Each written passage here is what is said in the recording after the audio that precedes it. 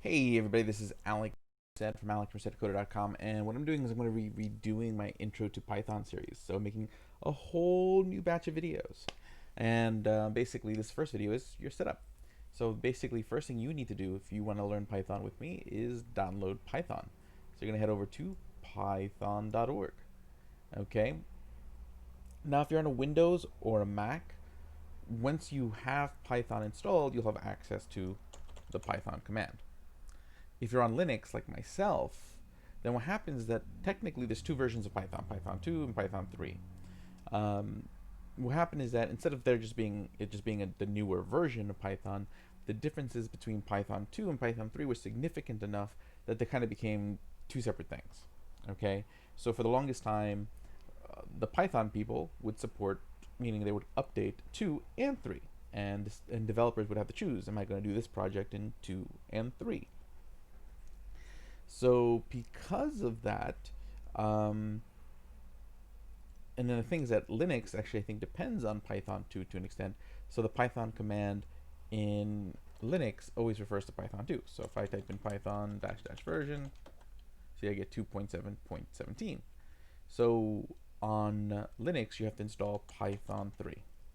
Okay, so technically the command is Python 3 when you're on Linux. So you'll see if I type this, I get version 3.7.6.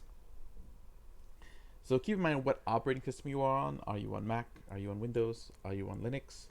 If you're on Windows or Mac, you should be able to just install Python and be working with the newest version of Python with the Python command. But again, you can always double check by just flagging with the word version to see what you got. Okay, we're going to be focusing on Python 3. So make sure that you're working with a command that uses Python 3.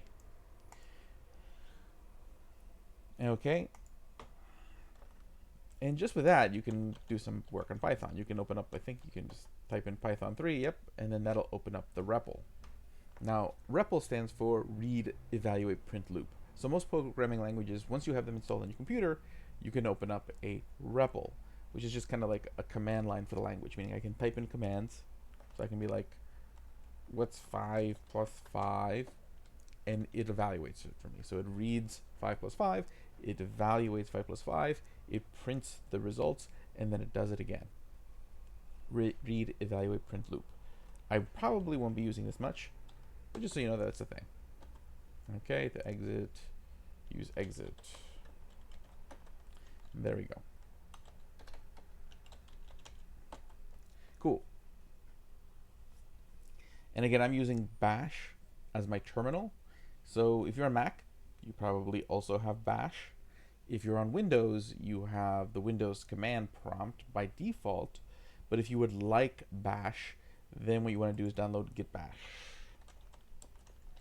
Okay, so that way you can use Git and Bash on Windows. So you just go to this website here, gitforwindows.com, and download the tools. Okay, and it would give you what you need, so that way you can use Bash on your Windows machine. Okay, so these are just kind of things you may want to have set up. I think it's always nice to have access to a Bash terminal. It's just kind of very ubiquitous when it comes to development, and it's a lot easier to use Bash, especially with most tutorial videos, than to constantly try to find the Windows command prompt version or answer. So you need to download Python, so that way you have the actual language on your computer. You need to download Git and Git Bash. Probably won't be using Git for this tutorial series, but if you're developing, you want to have Git for Git purposes. Watch my videos on Git if you want to know why. And then you need an IDE, an Intelligent Design Environment, or an editor. Okay, I do most of my editing in VS Code. If you watch a lot of my videos, I'm always pretty much using VS Code or Atom. For this series, I'm going to use a specialized IDE for Python called Pycharm, which is from JetBrains. So you'd go here to the JetBrains website, jetbrains.com, click over here on Tools, and we're going to use Pycharm, which is a tool specifically for Python. Okay, I'm new to Pycharm, so I figured while I reteach Python, I can kill two birds with one stone and learn more about the Pycharm IDE while teaching you guys Python. You're going to want to download it. Okay, there are two versions: the community version, which is completely free, and basically then there's a professional version which has other bells and whistles, which you can get a free trial for. I have the professional version, so if you want to follow, so you can download the community version. I'm not quite sure what if there's any much in the way of UI differences, or it's just that certain features are turned off. Um, but if you wanted to follow along perfectly, you could just do the free trial for the professional version, or just follow along with the community version. Okay, I think this is the only one of JetBrains IDEs that actually has a free version. So let's see here, WebStorm, which is like the web development one. Does this have a free version? Let's take a look. Yeah, no. Or at least let's see. Maybe it does on the other OSs. No. So Pycharm is sort of their bread and butter. But they have IDEs for pretty much all the other languages and a bunch of other cool stuff. So download those three things. And then for the coming videos, you're going to want to make sure that you have Pycharm open. I'm going to open up Pycharm on my computer. Now this command isn't something that Pycharm adds, so I went and built in through a bash alias the ability to like trigger Pycharm opening when I type in the word Pycharm. Okay, I did that with all the JetBrains IDEs to make my life easier. Now if you're on Linux, what you really have to do is like you have to figure out where you install it and run the pycharm.sh file that's inside where you installed it. Now if you're on Windows, it probably gives you a button you can click, and same thing on Mac. So if you're one of those operating systems, it's probably pretty easy. But let's see here. Let me install it. Let me open it up. So Pycharm. Okay, let me give it a second for it to open up. Yep, it's opening up.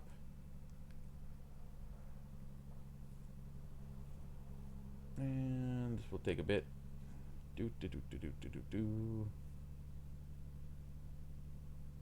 Okay, I can see it opening up on my second screen. There's a little splash screen. Okay, let's see, where does it actually open up the windows and stuff?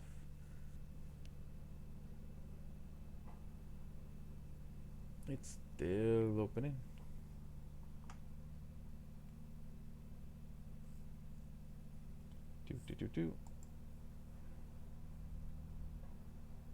Okay, well, while it does that, we can play with the REPL. So Python 3. Okay, throughout the next few videos, we'll learn how to play with data types like numbers. So 5 plus 5. Those are integers, they're whole numbers. We'll learn how to play with floats, which are decimal numbers. 5.5 plus 5.5. Okay, we'll learn how to evaluate things like, is 5 greater than 6? False. Okay, there we go. Pycharm is opened. And let's see here. We will create a new project.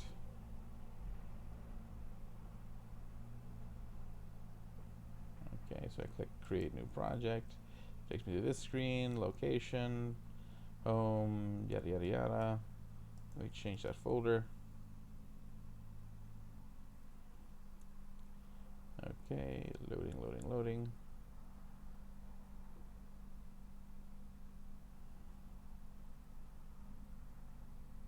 Okay, let's see here. Let's add a folder called Python. Oh, okay, I guess I already have that folder. Python, what do I have in there? And we'll just make a folder called practice.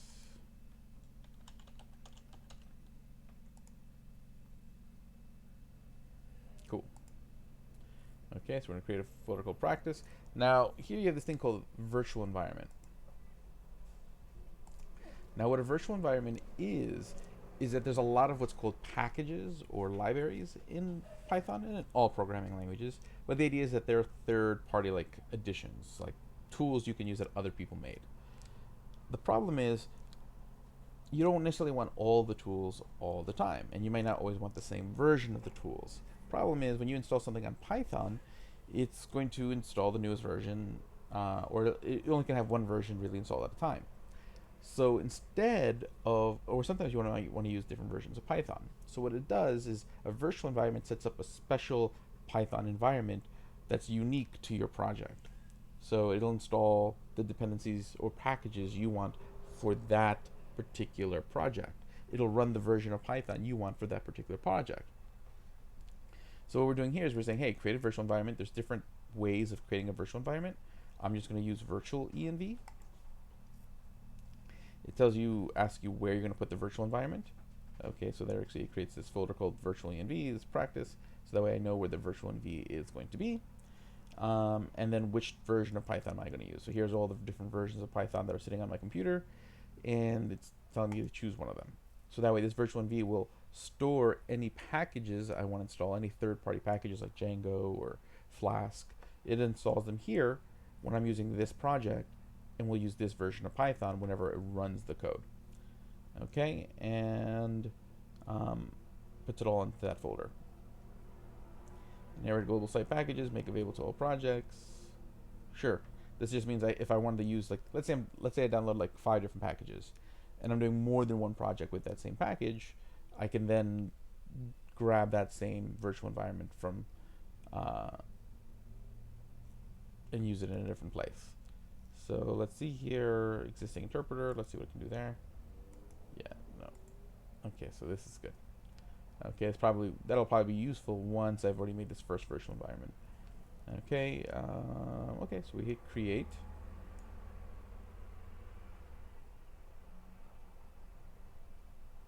Okay, and so these are just kind of, I think, pre-existing settings if you want to use one of these sort of pre-existing setups. Okay, so it's setting everything up. So while that's up, yep.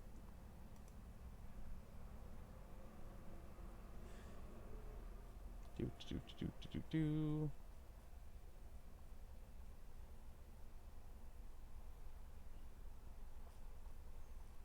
Okay, that always takes a second. So again, so this is a Boolean expression where you evaluate if things true or false.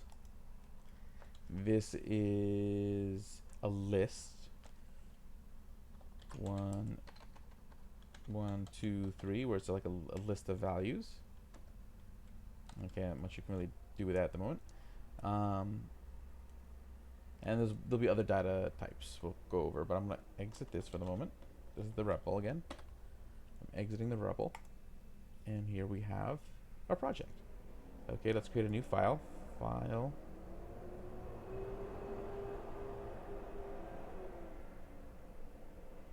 Let's just say new scratch file.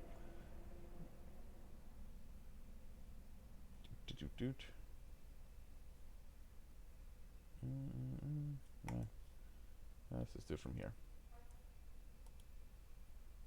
Right click.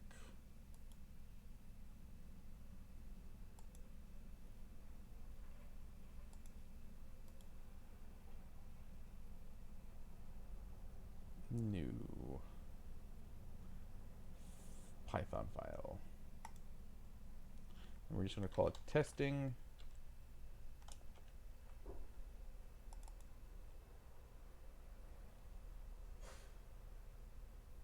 Okay, did it make it? I don't see it. There it goes. It's just being slow. Okay, so we have this Python file here, and we're just going to test it out real quick. So we just type in print, which just allows you to print something to the console. And we're going to type in print hello world, your traditional first programming command. Okay, hello world. Okay, now let's find where, here we go, run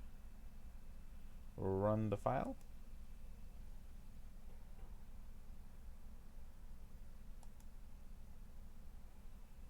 Okay, let me open up the Python console so we can see the results.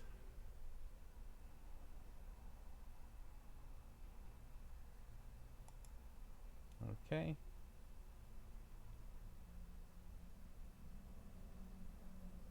I think here I can just type in testing.py since I'm in that folder.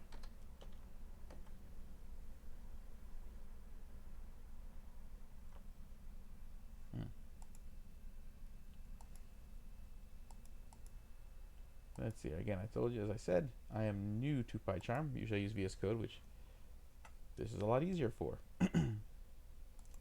But I would like to learn. It's running it, but where? Where can I see it?